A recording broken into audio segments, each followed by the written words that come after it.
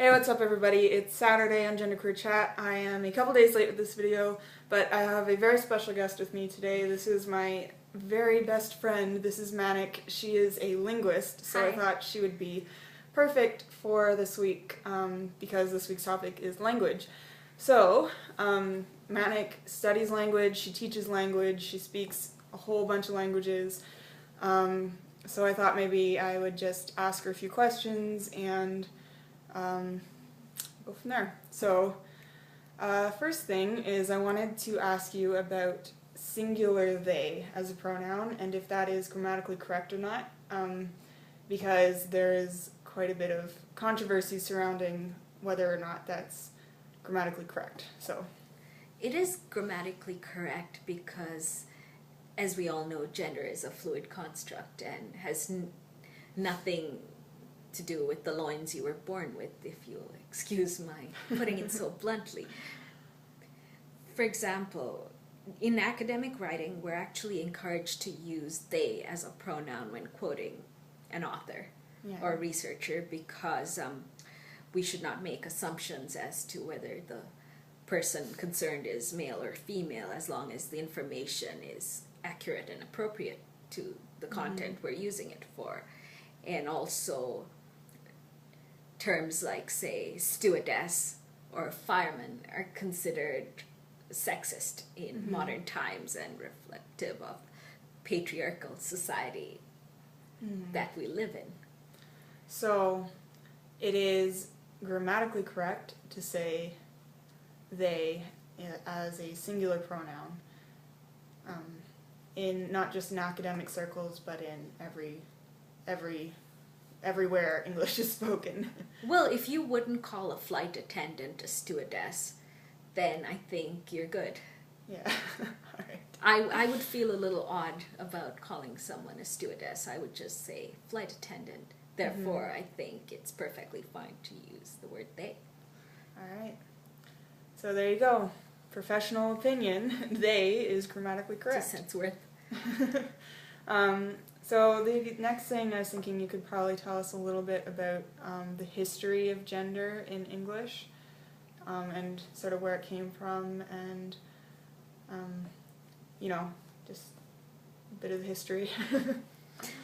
Contrary to popular belief, gender had nothing to do with biology rather than just assigning specific. It was a way of organizing grammar. So in English, like modern German, you would have masculine, feminine, or neuter for nouns, all nouns.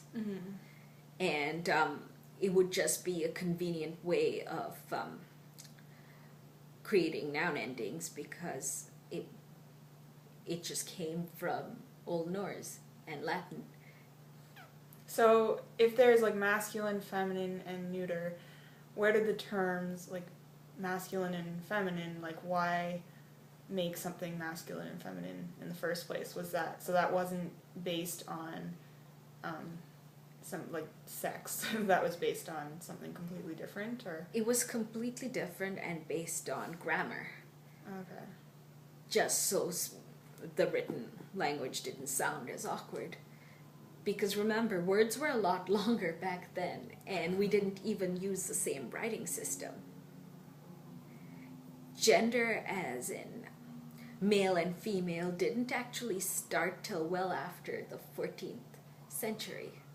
Okay. It sort of went out of style during the Middle English period, which is the 13th century. And in modern English, we just use it to refer to biological gender. Okay. But where did that switch happen? Do you know?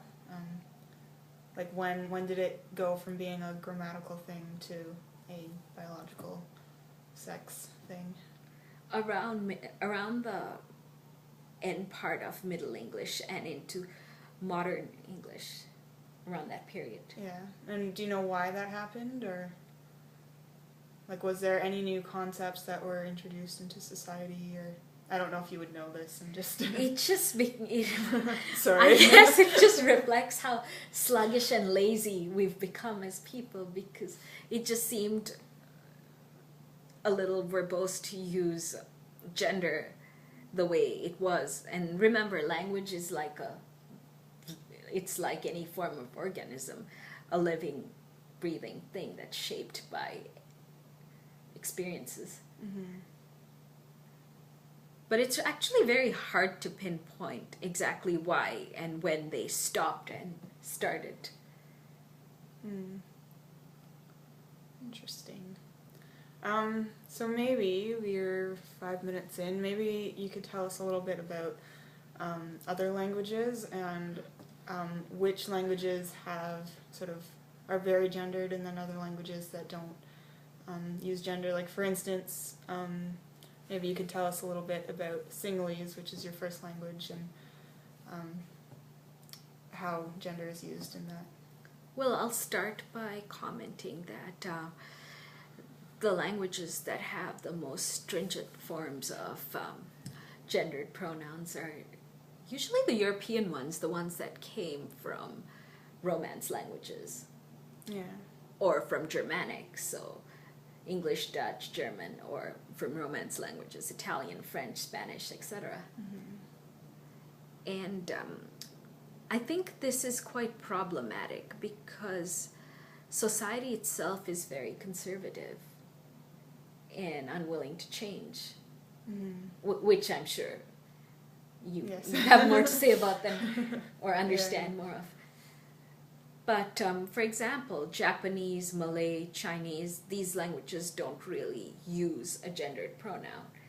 Yeah. And even my language, Sinhalese, doesn't have, mind you, I should mention that we have a sort of dialect that is used in formal situations, say giving a speech or reading the news on the TV, or academic writing, which would specify he or she. But in everyday informal conversation, in that particular dialect of the language, we don't specify gender. Yeah. Do you think that has an impact? Because now you've been, like, in Canada, where most people, use gender, and, like, in Sri Lanka, where, like, you don't use it unless it's formal. Like, do you think that has an effect on the society, like, in the way that people view other people? Like, do you feel like back in Sri Lanka, boys and girls, or men and women are viewed as more equal, sort of like within social situations, than they are here?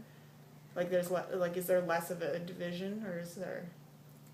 I think there's less of a division at face value, but of course, the way society perceives women is probably a little less flattering, or or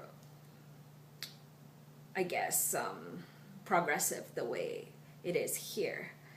But I should probably mention that over here, people there's a trend to be more open to things like using the word they.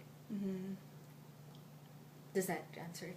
Yeah, accurately? kind of. Like, when you're at home, though, like, in a certain situation, like, say there's, like, you're just hanging out with a group of friends, and, like, is there as much of a division? Like, a lot of the time here, obviously not always, but a lot of the time here, like, the boys are on one side of the room and the girls are talking about something else, and we're sort of expected that, people have different interests based on their gender, or have, like, there's just different ways of communicating based on your gender that we've learned. Does that happen the same in Sri Lanka? Like, just in, like, a little social gathering and that kind of thing? I think it's less stringent than here, definitely. But you have to remember that language isn't just about communication. It sort of alters reality. It alters how you perceive each other individuals, or how you perceive yourself. So I think that has a little bit to do with it, in that by using a gender-neutral pronoun, I'm indirectly saying it doesn't matter. I'm referring to you, not your role in society as a male or a female. Yeah. And I think that's pretty important. Yeah. I think that's very important myself. So we are at 10 minutes here, so we should probably wrap it up. Is there anything else, like any interesting facts about gender that pop into your mind that you'd like to share? Or? Well, as I said before, it's no longer considered a biological issue in that it's a fluid construct and you should be able to be who you feel you are as opposed to how society views you. And I think using the word they shows that, at least shows other people that you're willing to have a less, closed up idea. Mm-hmm. What about in English, other gender neutral pronouns like Z, and are those used at all in academic circles, or is that just sort of part of the queer community that we use that? I think as it stands right now, it hasn't caught on. I know a little bit about Z because I took a women's studies course that focused on gender. But I would like to perhaps come back and we could talk a little bit about why it hadn't caught on. Okay. Because I'd like to do some research myself.